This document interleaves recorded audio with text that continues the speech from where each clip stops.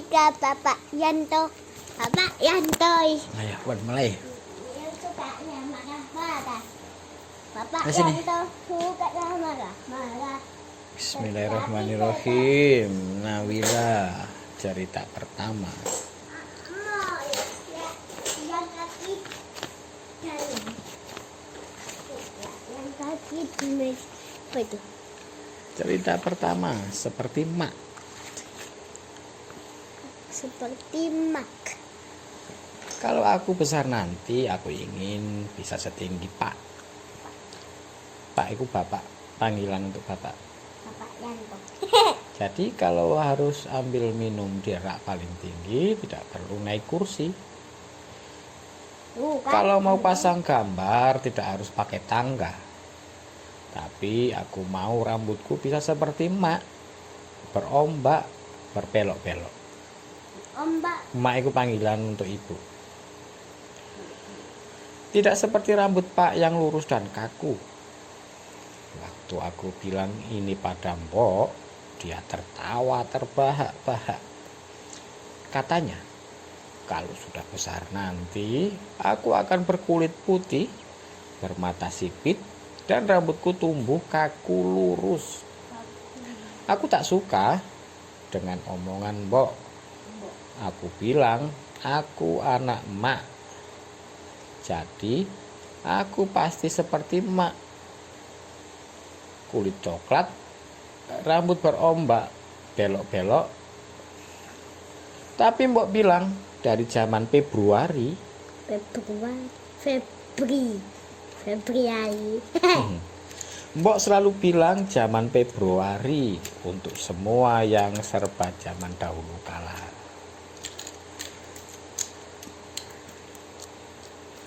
Semua anak perempuan pasti akan jadi seperti bapaknya.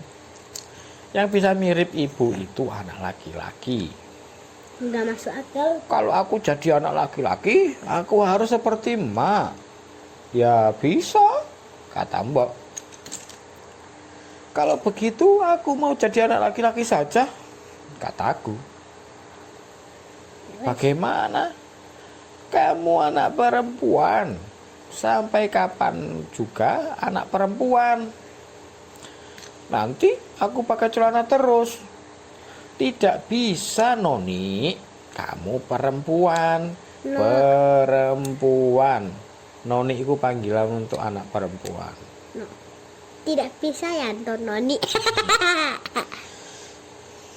Tapi aku mau seperti emak. Aku mulai kesal. Ora iso. Wedok ya wedok, kata Mbok. Wedok, yuk juga wedok. Lalu ia bergerak ke dapur. Aku langsung berteriak dan menangis keras-keras. Mbok langsung berbalik, mendekat dan menyuruhku diam. Sudah, Noni, diam. Gak usah nangis, saya diam. Aku tidak mau diam. Aku sedang kesal. Kesal sekali. Kesal sekali kayak Bapak Yanto yang jelek. Aku menangis lama Mana sekali. Waktu mak pulang dari pasar, aku masih menangis. Keras. Kaki, tangan, baju, muka kotor. Aku menangis sambil berguling-guling. Kayak siapa nangis guling-guling sampai teriak-teriak. Kayak ini Mas Yanto ini. Ma langsung meletakkan belanjanya. Ia mendekat jongkok di depanku. Ada apa, Wila? Mbok, kataku di tengah tangis yang makin keras. Mak bangun dan memanggil Mbok, yang sudah sejak tadi berdiri di dekat kami. Mbok, kamu apakan dia? Tanya Mak sambil menunjuk aku. Mbok langsung duduk bersimpuh. Duduk bersimpuh itu duduk ini ditekuk kaki ini gini. Duduk gini, bersimpuh. Kaki ini ditekuk. Dan dia ceritakan apa yang telah terjadi. Mak bertanya-tanya. Mbok menjawab. Mak lalu berhenti bertanya-tanya. Mbok berhenti menjawab. Aku masih nangis. Bapak Yanto ini. Mak lalu mendekat. Ia memeluk bahuku. Bila, berhenti menangis. Dengar, kamu anak emak dan pak. Nanti kamu tumbuh tinggi seperti pak dan rambutmu akan bergelombang seperti emak. Kata mbok. Mbok tidak mengerti. Sudah, diamlah, kata mak. Mbok sudah berdiri di pintu menunggu mak dan aku menuju kamar. Maaf ya non, katanya. Aku mengangguk-angguk. Mbok Tangisku sudah selesai. selesai. Aku mulai menyanyi-nyanyi. Mak menghela napas. Mak menghela napas panjang dan dalam. Menemani mak menuju dapur dari tas belanja. Dari plastik yang berlubang-lubang itu ada sawo menyembul. Menyembuliku keluar gini loh. Iya pasti, itu pasti untukku. Selesai. Bubuk lah. Oke. Dan kita selanjutnya rumah. Cerita kedua, cerita selanjutnya Rumah udah selesai. rumah. Udah bos. Oh ya wis, rumah. Aku suka rumahku. Ya, rumahku yang ada di tengah gang. Yang kalau didatangi dari ujung kiri atau ujung kanan pasti akan melewati 8 rumah. Ya, yang temboknya dicat putih, pintunya warna hijau tua. Yang di depannya ada pohon cemara yang selalu diambil batang terkecilnya oleh mak kalau hari Natal sudah dekat. Ya, rumah yang itu. Jadi hari Natal itu hiasannya pohon cemara, pohon pinus atau pohon pinus. Dulu waktu aku masih sangat kecil, aku sudah tidak ingat kapan mak bilang rumah kami kecil sekali. Cuma ada satu kamar besar untuk mak dan pak dan satu kamar sangat kecil untukku. Tapi lantas Pak dapat uang dari kantornya dan bisa membeli rumah sebelah. Rumah Pak Manan. Pak Manan. Rumah yang kami tempati itu tadinya punya Pak Manan juga. Rumah kami jadi besar. Kamarku jadi sedikit lebih luas. Aku juga punya kamar bermain di samping ruang tamu. Jendelanya tak berdaun, tapi diberi silang-silangan dari kayu. Di bagian dalamnya dilapisi lagi dengan kawat yang berlubang besar-besar. Kata mak, itu kawat ayam. Kawat berlubang-lubang itu kawat buat yang biasa buat apa? Batas itu loh. Buat pagar, buat kandang ayam, buat loket. Zaman dahulu loket kardus itu dikasih lubang-lubang, kawat lubang-lubang itu mau namanya wire mesh. Not chicken.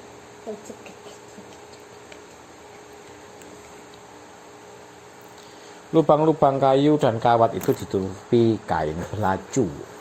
Kain belacu. Kain belacu itu kain apa ya? Kayak katun warna putih. Warna putih keemasan. Putih keemasan. Lubang-lubang kayu dan kawat itu ditutupi kain belacu yang diwantek warna merah oleh mak. Diwantek itu diwarnai.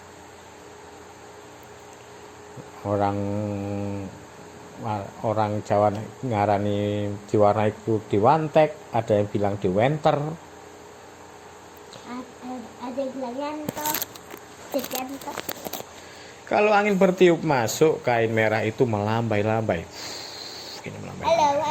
Halo, sini, halo. Di kamar bermain tinggal bonekaku dari plastik. Tangannya tidak bisa bergerak-gerak. Pernah aku putar-putar, tangannya langsung lepas. Kakinya juga lepas kalau digerak-gerakkan. Hanya Mak yang bisa memasang kembali tangan dan kaki bonekaku. Biar tangan dan kaki tidak bisa bergerak, tapi bonekaku selalu punya baju baru. Mak yang membuatkan. Kalau ada kain sisa dari bajuku dan bajunya, oh ya, nama bonekaku Meli. Meli. Dia ditemani boneka gorila. Gorila. Kata Mak, si gorila itu hadiah dari Tante Lan, adik Pak yang tinggal di Jakarta. Kalau Meli tidak bisa buka mulut, Pak, apa? gorila tidak bisa tutup mulut. Menganga terus panjang hari. Gini ya. Soalnya gue lagi nom. Tapi Mak bilang biar mulutnya selalu terbuka seperti minta makan, aku tak boleh memberinya makan. Apalagi minum, nanti rusak. Kenapa? Ya rusak, kan kotor. Di kamar bermain juga ada alat masak-masakan dari tanah liat. Ya. Ada cobek, ulekan. Bukan. Ulekan. Cobek itu kayak apa orang bilang layar. Terus yang lebar dari tanah liat dibuat buat sambel, ngulek bumbu. Cobek namanya. Layanan. Layanan. Ulekan itu sing dari kayu atau dari bonggole apa bambu ulek Aja Pak, layar sama layanan.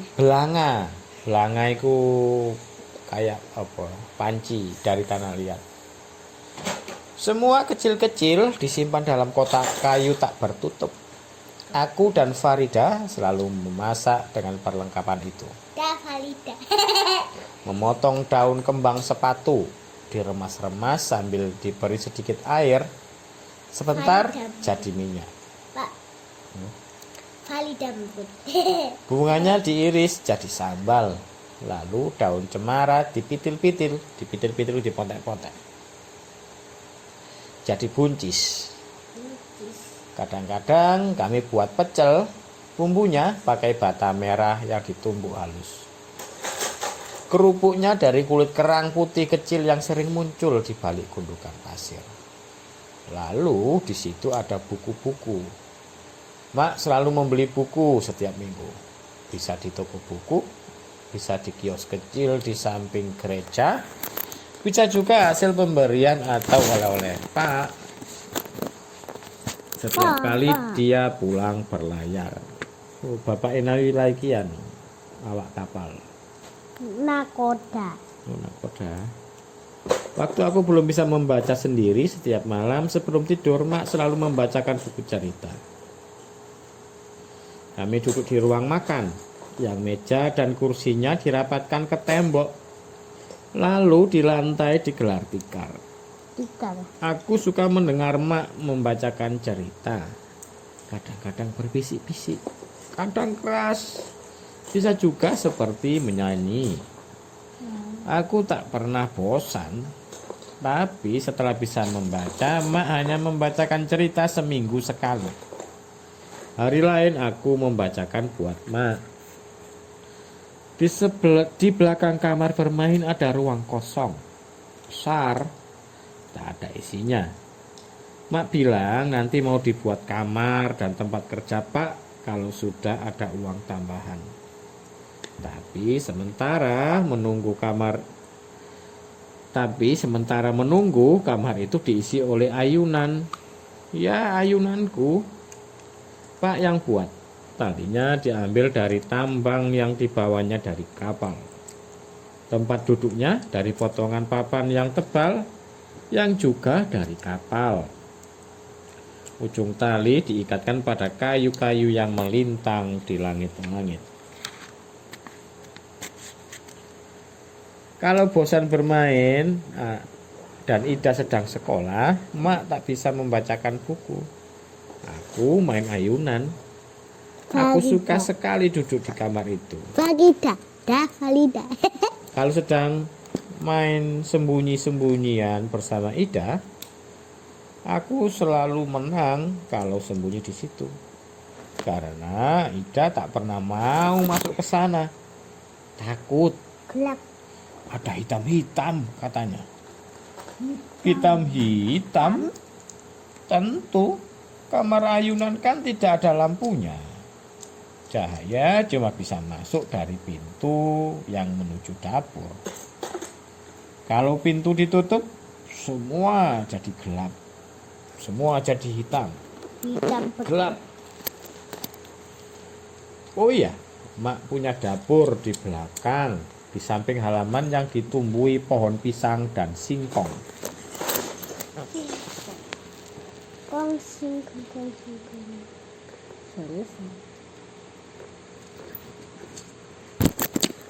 Di belakang dapur ada kamar mandi. Kamar mandi. Tapi yang paling aku suka dari semua, dari atap dapur ada pancuran. Kalau hujan, airnya deras mengalir.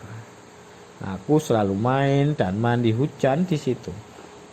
Kadang-kadang Ma ikut juga main hujan. Ia bisa membuat bunyi-bunyian dari telapak tangannya yang basah. Ia juga suka menyibak-nyibakkan air ke mukaku. Menyibakkan itu diciprat.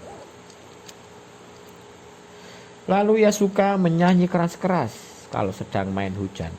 Suaranya lucu sekali, bergetar. Mbok tidak pernah mau ikut main hujan. Dia selalu duduk di pinggir dapur di dengklek. Dengklek kecil depan. Nggih, dengklek ikut tempat duduk kecil yang di bawah. Menunggui kami. Kalau kami sudah selesai main dan mandi hujan, dia akan menuangkan air panas buat aku mandi, supaya aku tidak masuk angin. Setelah mandi, aku dan Mak pasti minum teh hangat, kental, manis. Biasanya setelah itu aku pasti mengantuk, tidur. Tidur. Oh. Cerita selanjutnya. Selanjutnya. Sini. Valida. Cerita selanjutnya, Farida. Valida berut. Sepanjang yang aku ingat, Farida sudah tinggal di seberang rumah kami. Rumahnya besar. Satu rumah Farida sama dengan 4 rumahku, dibariskan jadi satu. Dia punya banyak kakak. Ada Ahmadi, Salim, Martini, Mariati, Suryani, Fadli, Rahman. Tak punya adik. Ibunya selalu memakai kain dan selendang yang disampirkan di kepala. Bapaknya selalu memakai sarung berikat pinggang lebar. Kopiah tak pernah lupa, tetapi dipakai melebar di kepalanya. Bajunya selalu kemeja hitam atau kaos garis-garis. Bapaknya Farida tidak pernah tertawa. Alisnya bergabung jadi satu. Mukanya selalu seperti orang marah. Farida sendiri bilang bapaknya galak. Suka marah, suka teriak-teriak, suka memukul anak yang nakal. Begitu kata Farida. Salim. Itu sebabnya biar rumah Farida besar, ada halaman yang luas. Aku lebih suka main di rumah sendiri. Farida juga lebih suka main di rumahku. Farida sudah sekolah. Setiap hari dia berangkat bersama Fadli dan Rahman naik sepeda. Farida selalu dibonceng Fadli. Rahman punya sepeda sendiri, tapi tak ada boncengan. Bertiga mereka sekolah di sekolah negeri dekat rumah sakit Kelamin, agak jauh dari rumah. Setiap pulang sekolah, Farida pasti mampir ke rumahku. Mak selalu memberinya minum, kadang-kadang semangka, kue mangkok, atau getuk. Iya, getuk itu dari ubi, ditumbuk, dikasih gula. Kasih gula. Iya. Kami makan bersama sebelum ia kembali ke rumahnya. Farida bisa kemana saja, main di rumah siapa saja, karena ia tak pernah dicari oleh ibunya. Pasti senang sekali jadi Farida. Farida tidak bisa bilang R kalau Dul memanggilnya Valida. Siapa nggak Valida. Siapa nggak bisa Pak? Pak Dul. Ia selalu mengamuk, mengumpat itu apa? Ngomong kasar. Lalu mengejar Dul, berniat memukulnya. Tapi tidak pernah berhasil. Farida lebih suka dipanggil Ida saja. Ida. Aku memanggilnya begitu. Ida. Idal. Mana, Bapak? Allah. Cerita selanjutnya. Gus Salim. Salim.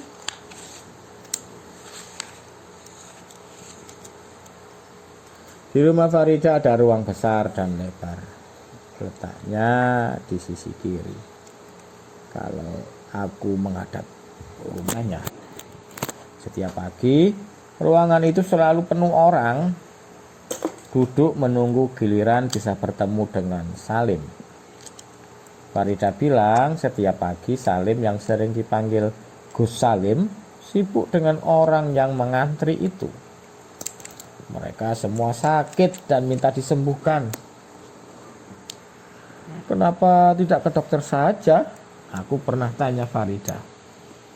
Dia bilang orang-orang itu tidak punya uang untuk bayar dokter dan rumah sakit.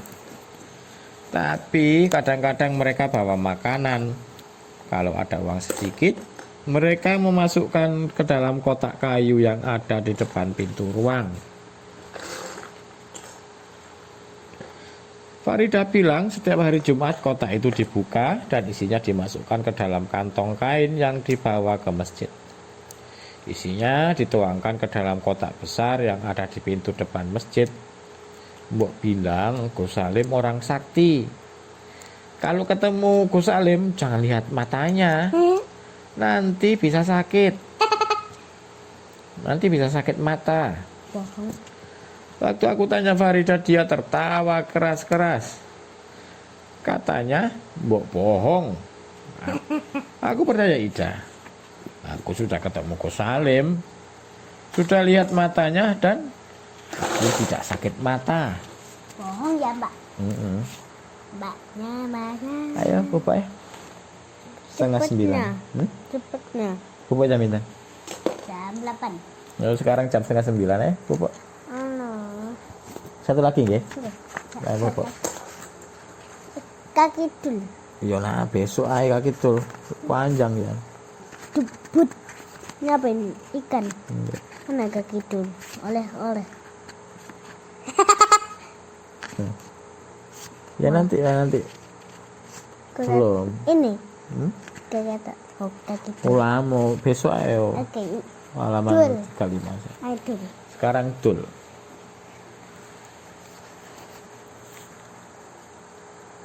Cerita berikutnya, Dul.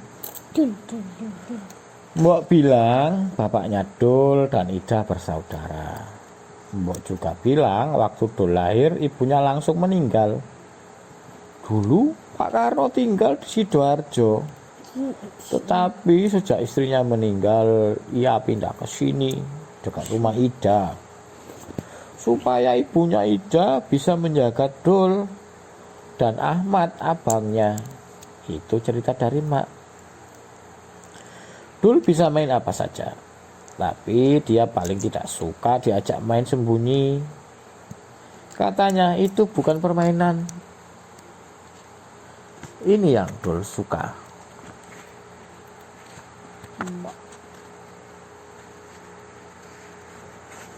Satu, main kelereng. Main tuh. Dul selalu menang setiap kali main. Kalau aku, Ida dan Put main lalu Dul datang, kami lebih baik berhenti saja daripada semua kelereng pindah ke kantong Dul. Setiap kali main, Dul cuma bawa satu gundu. Gundu itu kelereng. Gundu.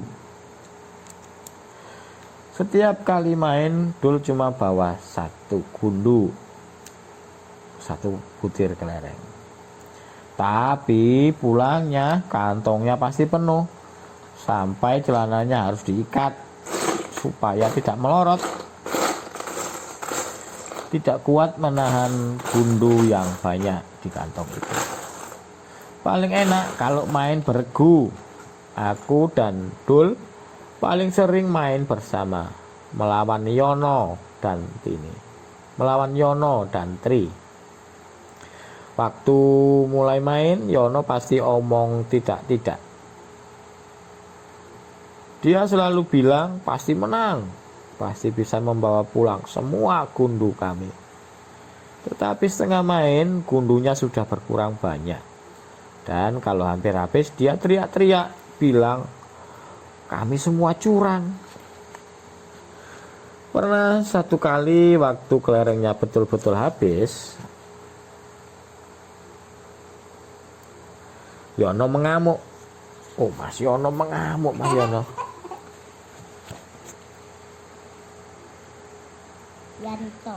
Semua disepaknya, juga kelereng kami hingga tersebar kemana-mana. Dul marah sekali. Dia merenggut leher baju Yono. Ini tarik. Lalu dengan tangan yang lain muka Yono ditinjunya. Yang dipukul mengadu-adu. Aduh sakit, aduh. Menangis, berkaok-kaok itu berteriak-teriak. Memanggil-manggil bapaknya. Ribut sekali. Sebentar saja bapaknya Yono, Pak Wardiman itu bapak Yono, keluar. Aku pikir dulu pasti akan dihajarnya. Semakin dekat, semakin laju jalan Pak Wardiman. Semakin laju itu semakin cepat. Pak Wardiman semakin dekat, semakin laju jalan Pak Wardiman. Tetapi dia lewat begitu saja. Menoleh pun tidak. Yono melihat bapaknya tak berhenti menolongnya. Langsung diam. Dul melepaskan cengkeramannya. Yono jatuh. Dul menyuruhnya membereskan kembali susunan kelereng di pasir. Yono menurut. Selesai. Permainan Dul yang disukai Dul yang kedua, main layangan. Layangan Dul. Dul selalu menang.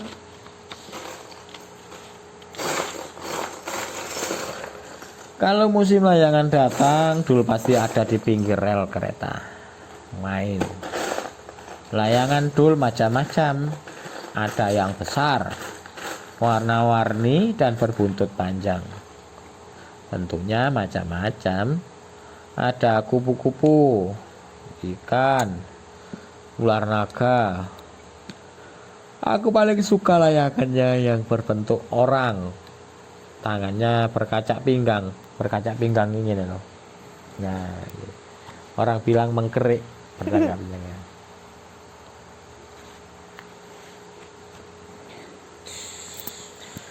Roknya merah, rambutnya mencuat keluar. Bibirnya merah, matanya besar. Dul bilang layangan yang aku suka itu paling sulit diterbangkan karena terlalu besar dan berat. Dia sendiri suka yang ular naga. Mak juga. Kalau Dul sudah menaikkan layangannya yang berbuntut panjang itu, Mak pasti keluar menengok. Mak senang melihat ekornya yang meliuk-liuk ke sana kemari. Jangan-jangan Mak ingin main layangan bersama Dul. Karena dulu waktu kecil Mak sangat pandai main layangan. Main kelereng juga. Tapi semua layangan Yang bagus itu jarang sekali dimainkan. Dul lebih suka menaikkan layangan yang kecil, yang biasa. Dengan layangan kecil ini, Dul selalu menang setiap kali beradu dengan layangan lain. Kata Mak, itu karena benang yang dipakai sangat bagus. Dul bilang itu buatan bapaknya, pakai pecahan botol dan gelas. Diulek, dihaluskan. Mak bilang selain pakai gelas ulek, ada lagi obat yang ditambahkan.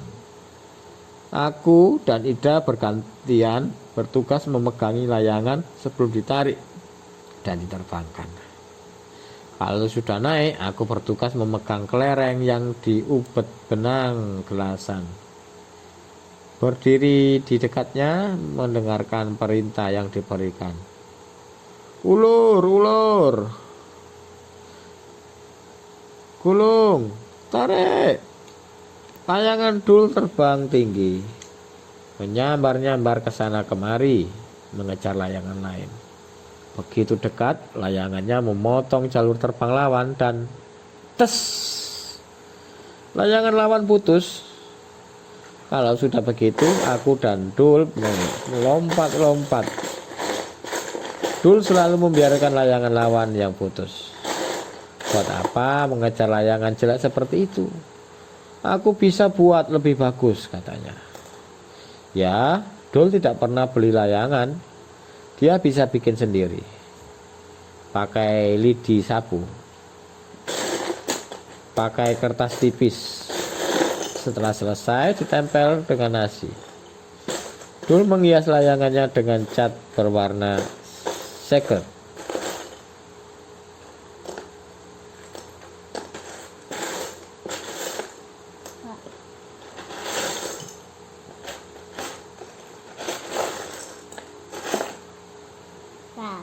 Okay.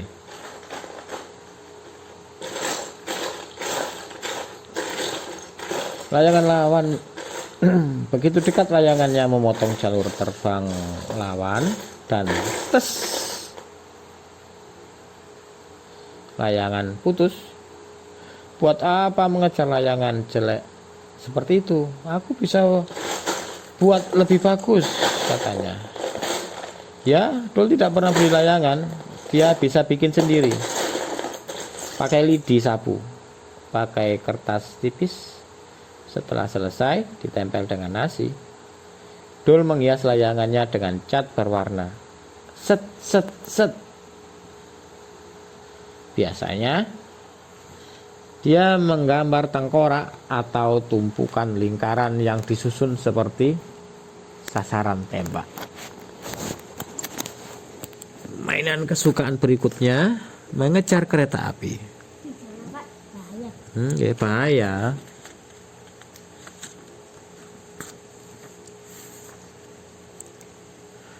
Dul suka mengejar kereta api. Setiap sore pasti dia lakukan. Kalau sedang main layangan, ia akan menyuruh siapa saja yang lewat di dekatnya untuk memegangi layangannya. Sebentar, dia akan lari ke ujung gang menunggu kereta lewat yang memang jalannya melambat kalau sampai di sini. Lalu dia mulai lari, mengiringi, mengejar, dan hop, melompat.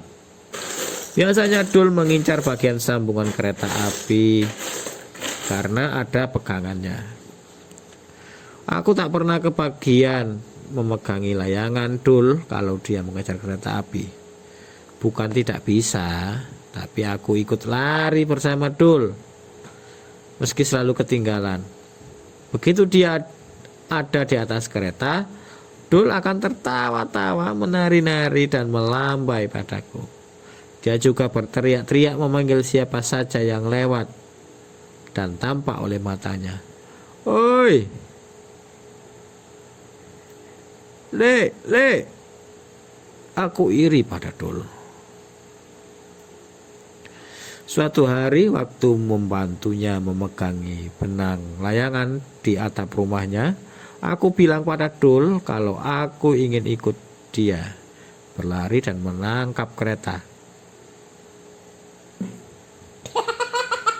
Dia cuma berbunyi, aku ulangi permintaanku. Boleh ya Dul? Dia bilang, lagi. Artinya, boleh. Pada artinya, boleh. Pasti. Waktu kami sudah selesai main, menggulung benang dan membereskan layangan, dia menarik tanganku. Kamu jangan ikut naik kereta. Makmu nanti marah sama aku. Lagi pula, mana ada anak perempuan yang naik kereta begitu, katanya. Aku hampir menangis saat itu juga. Dul tidak mengizinkan aku menikmati permainannya. Sampai malam, aku masih memikirkan omongan Dul. Aku tidak berminat makan. Padahal di meja ada ikan bandeng dengan mata yang masih lengkap. Mak bertanya, mengapa? Aku bilang aku kesal sama Dul karena dia tidak mau mengajak aku naik kereta bersamanya. Tiba-tiba tangan Mak mencengkram lenganku. Wila, dengar. Jangan pernah mencoba-coba ikut naik kereta api bersama Dul. Itu berbahaya tahu. Aduh. Dul betul, Mak akan marah. Dan Mak akan sangat marah kalau kamu sampai mencoba melakukannya. Dengar Wila, aku cepat-cepat mengangguk. Aduh. Harusnya aku tak ceritakan semua ini pada Mak. Oh, selesai.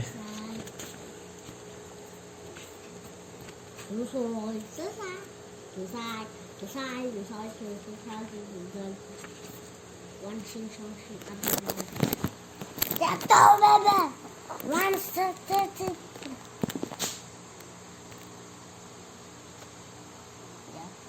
Ya.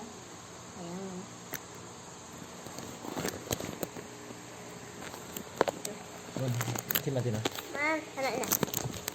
Anak mau kasih tahu ibu. Mas, anak mati.